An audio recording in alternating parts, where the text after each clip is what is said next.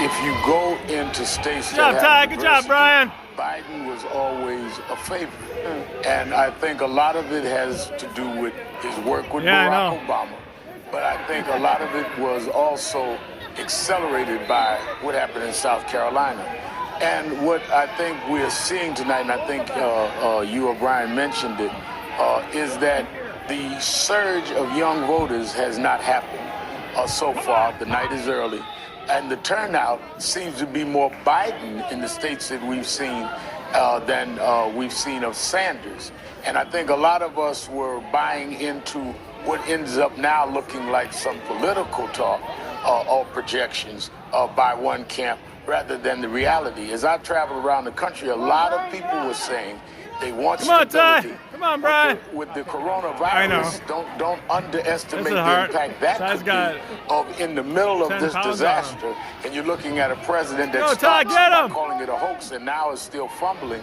A lot of that are in people's minds as they went to vote today. And so far tonight is a huge night for Joe Biden. Let me ask you about Senator Sanders in the South. I mean, one of the things that seems very positive for Senator Sanders is obviously he's been the national frontrunner. So also, he seems to have been really improving his standing among Latino voters.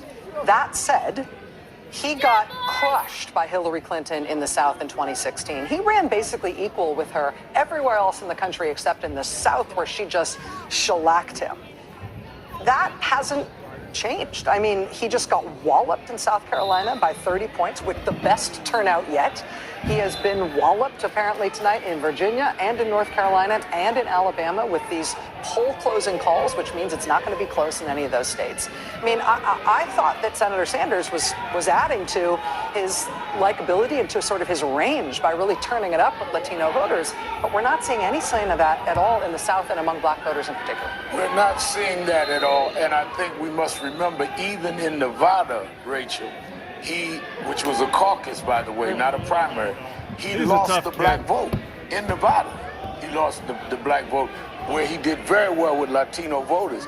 I think people misunderstand that a lot of people in the African-American community are a lot more conservative on some issues than they are on racial issues. And they miss that when you look at the breakdown of their opinions on certain things. And I think Joe Biden is closer to that, but a lot of people I talk to, I'm probably further left than a lot of blacks in the South. And it's not only because I'm from the North, but it's just the way this landscape is in the country, and I think we don't really have a feel for it. Do African-American voters turning out at every age group and across the gender divide